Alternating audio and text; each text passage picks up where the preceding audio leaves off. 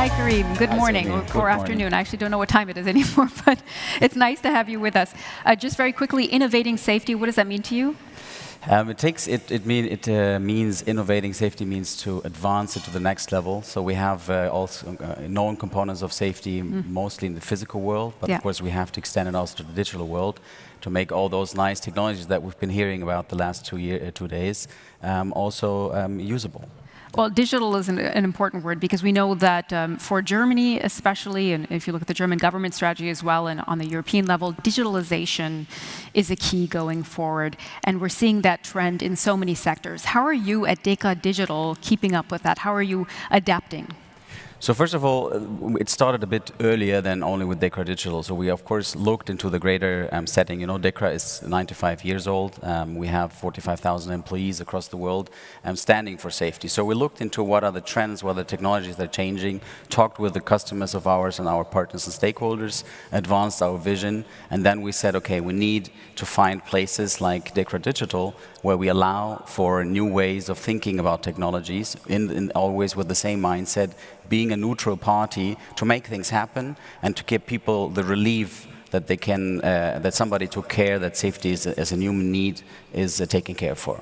What are some concrete examples of that, of tackling digitalization? So we deal, of course, with subjects like cybersecurity, IoT devices, that everything gets more and more connected. So we're moving away from merely inspecting things with engineers and looking at it and making sure that the brakes of a car, for example, are working. We also have to take care of this new additional threat of cyber attacks or malfunctions of connected cars. We just learned yesterday from Jack that we should center all our activities around that human need, which is safety. And so therefore we are advancing these activities also in the digital world. You mentioned connected driving. We also see shared driving, autonomous driving. I mean, I mentioned just now that many people might know DEKRA for testing and certifying cars.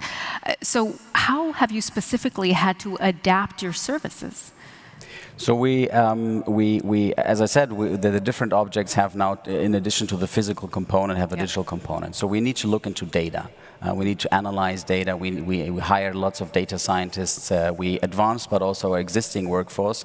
So we started our digital transformation with the people that we have and reskilling them, upskilling them, because again, now they have to tackle a car and an elevator or whatever, also from the data science. There's a lot of sensors that provide us with great opportunities to look into the functioning of that system and make sure that it's running well so that people can be relieved and just enjoy the opportunities of technology.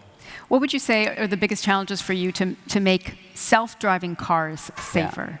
Yeah, well, that's a thing. I like the video that we saw yesterday where the car was driving through this crowded street and people were jumping towards the car and people moving away. Yeah. So I'm half Egyptian. Just taking the example of Cairo, that self-driving cars would be active in Cairo is really a quantum leap.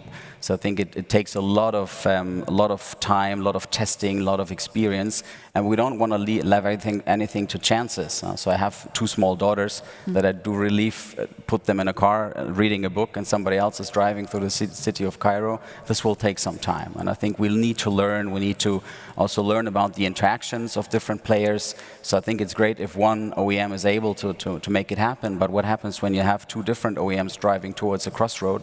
Who kind of gets first, who gets last? So again, this is a bit the role of DEKRA to play a referee here or to have help that system functioning in the long term. You mentioned cybersecurity just a little while ago. Right. How has that become a central pillar for you?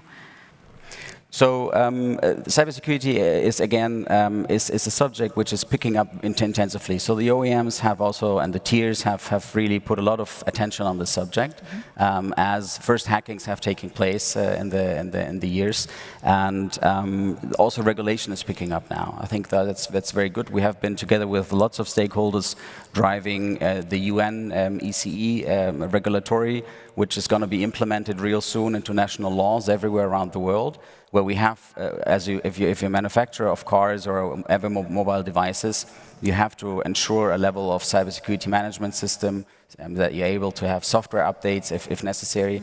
And if you take the look into the mobile phone world, where I do see a very high level of cybersecurity already. Take a look at Apple. Apple says, I give out $1 million to any hacker who is able to hack the iOS system. So I wonder when that happens in the car industry.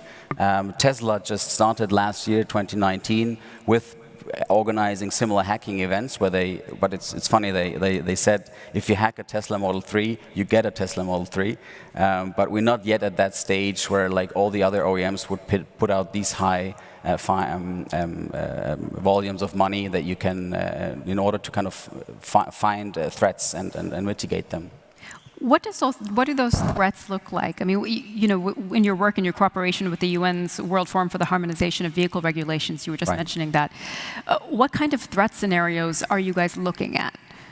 So first of all, what is going to have to change is the way also that cars are being produced at the moment. If you look at the car industry, is very optimized in putting different components together, bought in from different tiers, organizing that very well. The value chain is extremely efficient. But of course, in this day and age where you have to take care that all the different functioning systems are not just working in a physical manner, but they're also not hackable. So you don't have opportunities of getting into the software there, of changing whatever that system is supposed to do, or the engine in there. And so first of all is the interplay of those systems has to be made sure. And then secondly, the hacking, so the attacking somebody intentionally trying to get into the car and telling the car something different as you as a driver. So I myself was sitting in a car and they told me it's going to get hacked.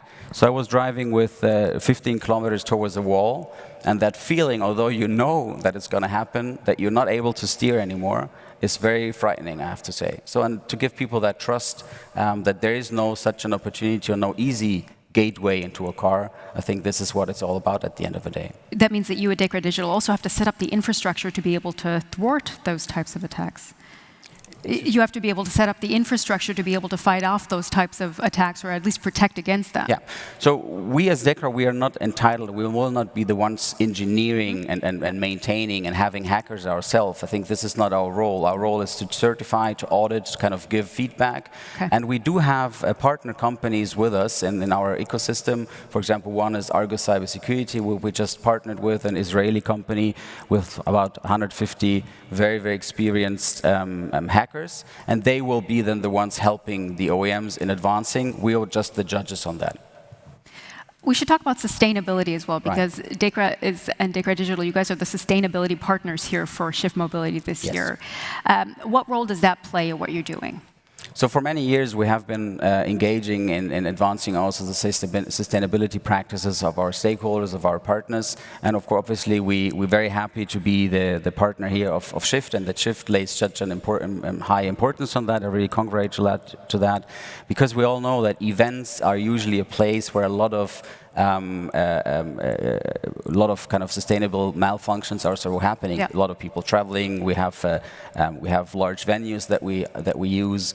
So we do look into the three areas like ecological, economic, and social. And again, also there, our role audit and give feedback and help then different players or organizations to become more sustainable in their practices.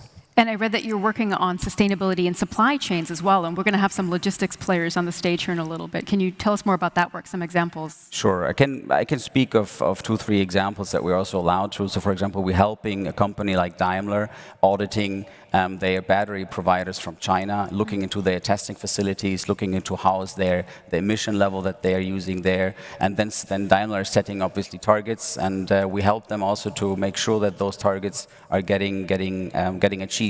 Although again, we're giving feedback, we're consulting in a way, or advising, but main role also there is in auditing. And the same goes also in social aspects. So we work with large franchise companies in the food industry, where they give out targets to their franchisees and tell them we have to be how they treat employees, how they do equal pay, how do they really work on social elements. And we are looking into that and giving feedback again to the organization and helping them to make sure that they maintain sustainable practices on a level which which is acceptable. So we've looked at some of the different aspects of what you're doing. You mentioned that DECRA has been around for 95 years. How difficult is it to bring innovation into this process? Yeah, that's a big subject. Again, it starts with the minds and the hearts of the people that we have. So I think from a mind perspective, we try to train, we try to advance, we speak a lot about technologies, and so we work with our existing people.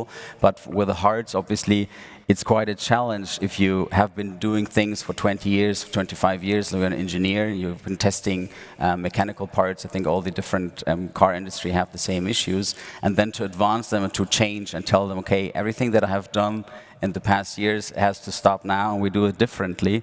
I think this is something where it takes time and good convincing and good measures of leading by example in that sense. If we look at some of the developments in the auto industry itself, we've been talking about how we're moving away from private individual car ownership. Maybe in cities we won't have cars, and the not too distant future. What would that mean for your core business at DECRA Digital?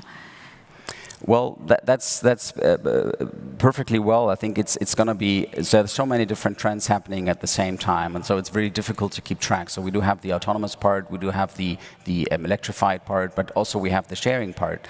And before we had the COVID situation, I think with the starting of scooters, with the starting of more sharing providers or more mobility as a service, we learned that there is also in larger cities a great acceptance for these kind of tools.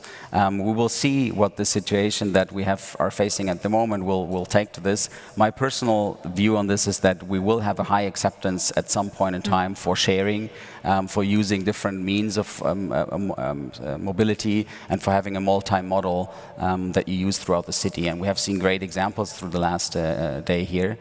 So I'm quite positive about that, so that my kids will not only have their own car and drive by that, but they will use different means and be happy enjoying the technology. And maybe one last question on scooters, because we will have a micro-mobility representative here on the stage very shortly. How do you ensure safety there? In the micromobility world?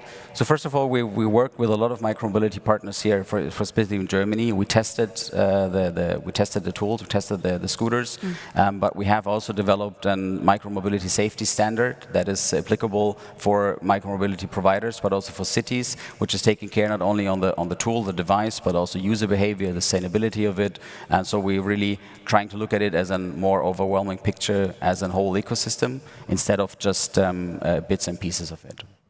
Excellent, Kerim. Thank you so much for that conversation. So Kerim Galal from DECRA Group and DECRA Digital. Thank you. Thank you very much. Thanks.